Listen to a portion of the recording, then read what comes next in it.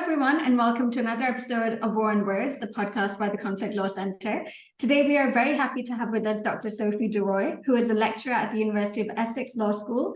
Her current research focuses on the mutual influence of international law and intelligence practice on one another. She is joining us to discuss her book, The Regulation of Intelligence Activities Under International Law, which was published in May 2023. And there it is. Thank you so much for joining us today. Thank you. I'm really happy to be speaking with you. I'm also really happy that you read the book. It's a pleasure. And yes, I guess I enjoyed it. So should I start by maybe speaking for a few minutes about the book? Yeah. Yes, that would be fantastic. Okay, perfect. So maybe by way of introduction, I should say that this book has a dual audience. I wrote it both for lawyers and anyone interested in international law and intelligence, but also for anyone doing intelligence, so intelligence scholars and intelligence professionals. And because I aim to speak to these two audiences, the argument is based both on legal analysis in context, but also on pragmatic considerations of national security. And the book was actually prompted by an observation that I made when I worked in the national security context. And it is that when it comes to national security, we tend to be stuck in what I think is a vicious cycle. So we have a terrorist attack and we have a coercive or repressive state response to it. And rather unsurprisingly, we have more terrorist attacks following this. And in this context, it often feels impossible to take a step back and reflect on what we are doing and on the assumptions that underpin our actions.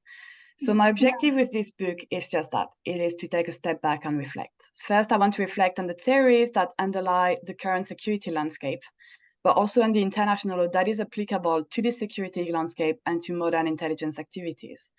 And then I critically evaluate state security responses and intelligence practices against these two backgrounds with the aim to make them both more effective and more respectful of international law and human rights. And these are not two separate objectives, they're actually deeply interlinked. And we see that when we start questioning the theories that underpin the current security landscape. So the underlying theory of what I call the post-9/11 security landscape is what we call the liberty-security conundrum, which is basically the assumption that security and liberty are balanced against each other, so that the protection of security might require the sacrifice of the rule of law and human rights and legal values more generally. And intelligence practices are often rationalized by the alleged necessity of balancing liberty and security or law and security.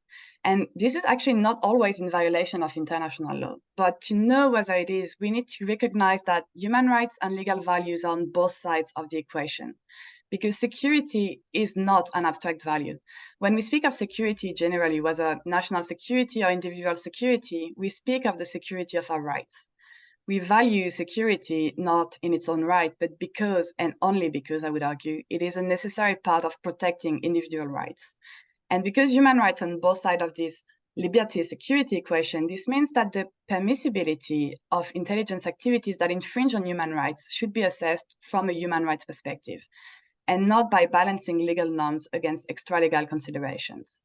So by identifying and extracting ourselves from this kind of short-termist theories and perspectives and from our biases, then we can understand what we're doing wrong and how to improve both compliance and respect for international law and human rights. So I guess the key message of the book is that international law matters. It matters out of principle because it is nice to be respecting other people's human rights and international law more generally, but it also matters pragmatically because compliance with international law actually serves states' national security. And this is kind of the main lesson that we get from looking at intelligence operations in violation of international law. They have made the world manifestly less secure. They have jeopardized the national security of the sponsoring states in the medium and long term, if not in the short term. But the issue is that we tend to have a short-termist approach to national security, and we tend to forget about our values in times of crisis because we have biases and because of a feeling that law prevents us from doing what we need or want to do to effectively respond to a threat. So this is why I'm arguing that it is extremely important to have a clear legal framework to govern our activities, and it's extremely important to have available enforcement mechanisms to effectively change the cost-benefits analysis in decision-making. So basically, the argument is that accountability forces states to make decisions that are in their own national security interests, namely compliance with international law. So in the book, I take 3 steps to reach this conclusion. The first one is that I establish, based on a doctrinal analysis, how international law governs intelligence and I draft a taxonomy of intelligence activities based on the legality of their means and objectives. I then ask what happens in law and practice when states violate international law as part of their intelligence activities. We know about state responsibility, of course, and what I conceptualize is international legal accountability, which is the enforcement of state responsibility, including by non-state actors and entities. And I then determine, using behavioral methods and regulatory theory, what makes accountability effective in inducing a desired change in state behavior in intelligence matters. And then the next step is to understand if accountability can actually lead to compliance and how it may do so. So I ask how international law influences state behavior in intelligence matters. I want to understand the factors behind non-compliance, especially since we know that compliance is in states' national security interest. And I want to understand these factors, and in particular, the biases and heuristics influencing intelligence decision-making. The idea here is to identify how to increase the role of international law in these decision-making processes with the aim to improve compliance with international law. And the main take-home message, I would say, is that international law matters to the extent that the state may effectively be held accountable for its intelligence activities in breach of international law. So just to summarize, what I've said basically is that in the modern national security landscape, we tend to focus on national security threats in a narrow and short-termist way. And we forget about their root causes and what aggravates them. We forget basically that coercion, repression, stigmatization, deprivation, and force more generally rarely lead to peaceful coexistence. And our biases, our fears, and the extralegal and domestic interests that we try to satisfy as decision makers, they tend to push us towards unlawful and ineffective responses to national security threats. And this is why the possibility of state accountability matters. To counterbalance these pressures, to change the cost-benefit analysis, and to negate the effects of biases on decision-making. And I would say that accountability and more generally effective regulation is a good thing for everyone, because ultimately complying with international law is the only effective way to protect national security in the long term. So I'll stop there now, and I'm really looking forward to your question. Yeah, and I found it really interesting to read about how you go through these three parts, and especially looking at how international law regulates, and primarily how they infringe sovereignty and the principle of non-intervention. And I really love the John Radisson quote that you include, which is, accepting that espionage is beyond the law, we should move on to other projects with grace. I thought that was a wonderful quote. But do you think that lawyers, particularly the realists that you quote, like Asif Lubin, who continue to argue that state practice allows for a right to spy, will be further bolstered by a kind of multipolarity that is arising, which may set us back into the Cold War era, but this time between the US and China? That's a really good question. And it is indeed a very nice quote, but I do think it is mistaken. I think it's now widely accepted that intelligence activities that infringe on human rights are subject to international human rights. So there's very little debate on this. But you're right, multipolarity is triggering renewed claims for interstate intelligence activities being deemed either necessary or justifying a derogation from the core principles of international law, such as the principle of non-intervention or state sovereignty. And in a way, I think this is an argument that reflects Ashley Dick's sliding scale approach of obligations in intelligence matters, where she says that interpretation of legal obligations should be stricter when human rights are at stake and more flexible in interstate situations. But I think that beyond the arguments for a more formalist approach that I put forward in the book, I also believe that adopting such a view would be a strategic mistake for states right now. In my view, if we want to do away with international law in the name of effectiveness, then the burden of proof rests with those that are arguing that it is more effective to violate international law than to comply with it. And so far, in the years of research I've done for this book and afterwards, I haven't found a single example showing that violating international law made the world a more secure place, especially not in the long term. On the contrary, there's research in various disciplines that has shown time and again that violations of international law aggravated the security dilemma and the drivers of violence. So it may well be the case that some authors will continue to argue for a right to spy belonging to states, at least in interstate relations. But I think that then they should be able to justify with sound legal reasoning why international should apply differently to intelligence than to other state activities in national security matters. And they should also put forward long-term evidence that national and international security is bolstered as a result. I mean, if we only look at recent examples between China and the US that you just mentioned in the question, especially the giant spying air balloon incident that we had recently, then I don't think these instances of espionage between these two states have made either of them safer. I don't think it has improved international security. What we can see already that it has increased mistrust, it has hampered cooperation on important world problems when cooperation was needed, and generally it aggravated the security dilemma. So yeah, as I said, I believe that resorting to a Cold War realist approach to espionage or to intelligence more generally is not pragmatically sound. The alternative basically is what I propose, to recognize that the acts at stake may constitute violations of international law. And then we have a framework to qualify these acts and to respond to them in a lawful way if we want to respond to them. Right, yeah, and I also wanted to ask, on the basis of technological advancement, there was a really intriguing part of your book where you say it is now generally accepted in the form of state practice and matching opinion jurists that surveillance and reconnaissance activities conducted from outer space, the high seas, and international airspace are lawful, in that they do not infringe on the sovereignty of any state and do not violate any rule of law. And putting that also with the Tallinn manual, where cyber espionage does not qualify as intervention because it lacks that coercive element. Does this not really privilege technologically advanced states who can then use their satellites and spy from outer space, or use their cyber prowess in ways that states, and especially because I'm talking to you from the global south, like states in the global south wouldn't be able to do? Yeah, no, you're right. I mean, I think I'm not telling you anything new when I tell you that the core treaties of international were drafted mostly at a time when half the world was still colonized, so they didn't have a voice in this. Yeah. These are, however, two different issues, I think. So the particular aspect of the international law governing reconnaissance is a bit murky. Basically, we have treaties governing international spaces that grant states freedom in these spaces, with the limitation that such spaces are reserved for peaceful purposes. And states have interpreted this extensively. And this has led to a general acceptance that reconnaissance from international spaces is permissible and does not infringe on other states' sovereignty. So indeed, I write that it is now rather generally accepted in the form of state practice and opinion juris that surveillance and reconnaissance activities from international spaces are lawful. This is basically attested by general and open practice of reconnaissance and surveillance from these spaces, by states' lack of protestations when other states practice reconnaissance from international spaces, and by the practice that is actually open and not secret because states consider it lawful, which is the main difference with other types of intelligence activities. The only exception concerns airspace from over the exclusive economic zone. I'll come back to that in a minute because there is no consensus there.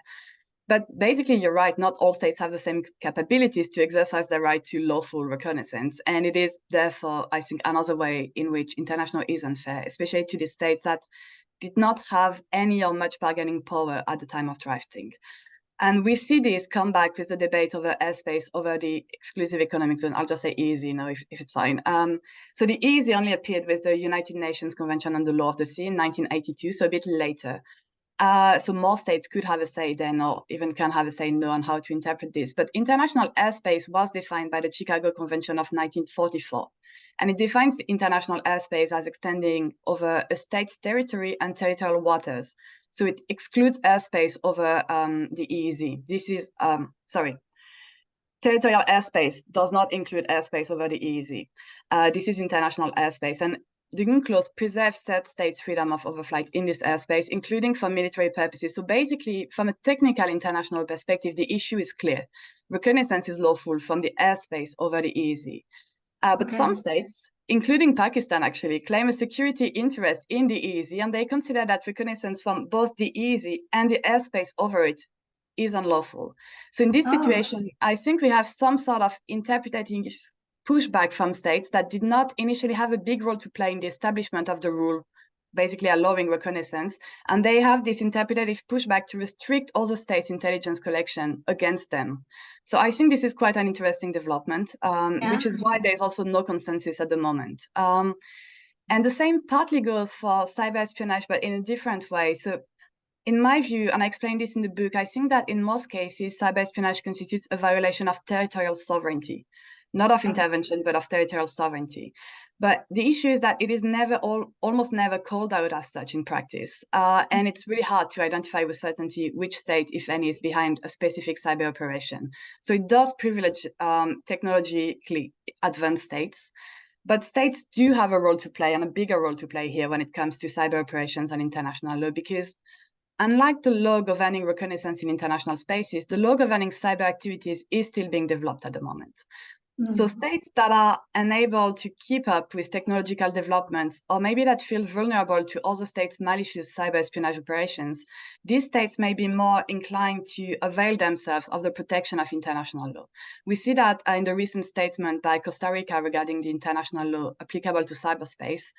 It's even been deemed to be a victim's perspective on international law and cyberspace in this way. So I think that states that feel this way have the power to call what they perceive as violations of their sovereignty in these terms as violations of international law. And in this way, they can influence how actions are classified under international law, and they can more participate in shaping international law as it applies to cyber espionage. So I would say that global South states have a more important role to play now than they had in the 40s and 50s, definitely. Yeah, I completely agree with you, and thank you so much for that. The Pakistan example, I had no idea about that in the EEZ that it was demarcated. Okay, and moving on really from the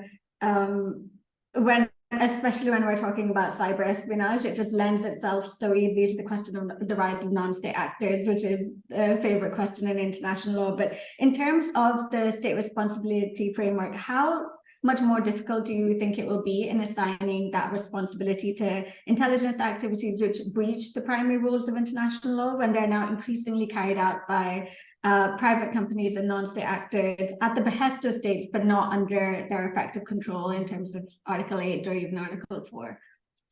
Yeah, I think this is a really hard question when there's no easy way to attribute the actions to a state. Of course, it's kind of beyond the scope of the book, but I do think it's a very important question in practice, especially now.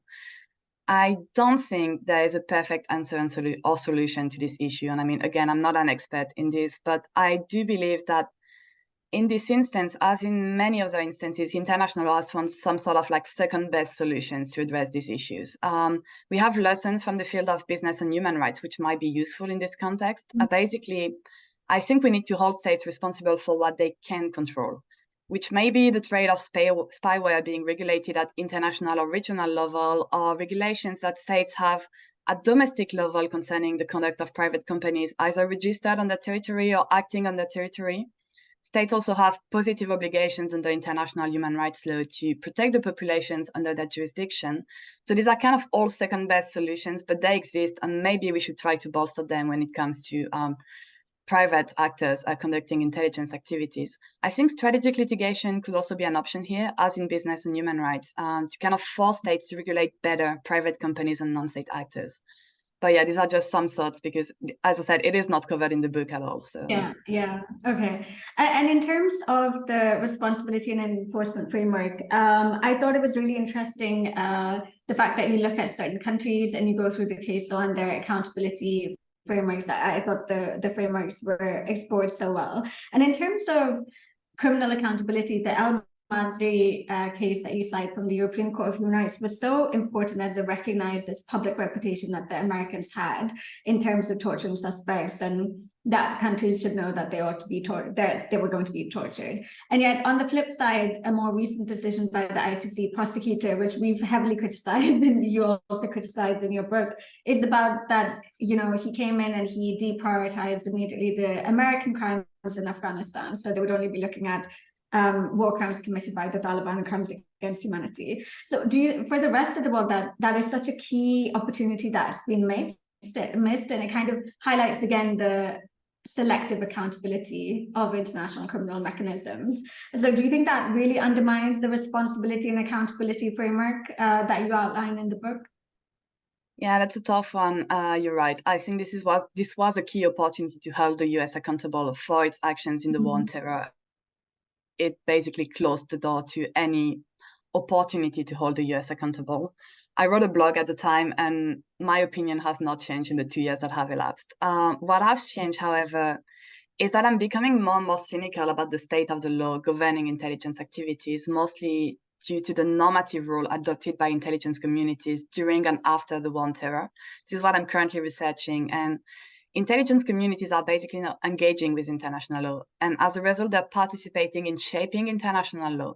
So we're seeing this more clearly in the realm of mass surveillance and targeted killings, where the issue is no longer accountability, but what the law allows. And legal norms are becoming less obligatory, less precise, and less overseen by courts and tribunals as a result of this engagement. In international relations terms, we could say that they are being delegalized. And the only way to remind states that international matters is to hold them accountable. And the ICC is failing to do so quite blatantly. So yeah, we can ask what it means when the prosecutor of a universal court with a mandate to end impunity for all persons without distinction decides to pursue a one-sided investigation and to deprioritize the crimes committed by the most powerful perpetrators. Some people have called this pragmatism, to have the investigation kind of move forward. I think that the resulting impression is more one of double standards than pragmatism. It's also one where power appears to trump law. And this is not the impression that we should be aiming for, neither for international law nor for national security. I mean, we know that the response to 9/11 was in deep and profound violation of international law, and that the cost of that was the perpetuation of the cycle of conditions conducive to violence and insecurity. It wasn't an end to violence, it wasn't more security. It provided the basis basically for further radicalization, further extremism conducive to terrorism, and further insecurity. And it was a failure from all points of view, from a moral, strategic, and legal point of view. And now the fact that the US will not be held accountable for it, despite there being an opportunity to do so, to me is another failure, but this time of enforcement and of political will. So I don't know whether it undermines international criminal law as such. It does undermine accountability, this is for sure. And it doesn't undermine the institution of the ICC and the compliance pool of international law as a whole. So this is a missed opportunity. There are other ways to hold states accountable, less formally, maybe more through kind of pressures between intelligence communities to agree to cooperate, because other states are being held accountable for the complicity in the war on terror. But this was a golden opportunity, and you're right, it has been missed. So this is a sad development. I completely share your sentiments about that as well. Thank you so much for taking out the time to talk to us. It was really, really great to hear this, and I love all of your answers to the questions, and I think that our audience would have really enjoyed them as well. Thank you so much. It was an absolute pleasure. And thank you to everyone watching at home, and we hope you'll tune in for future episodes.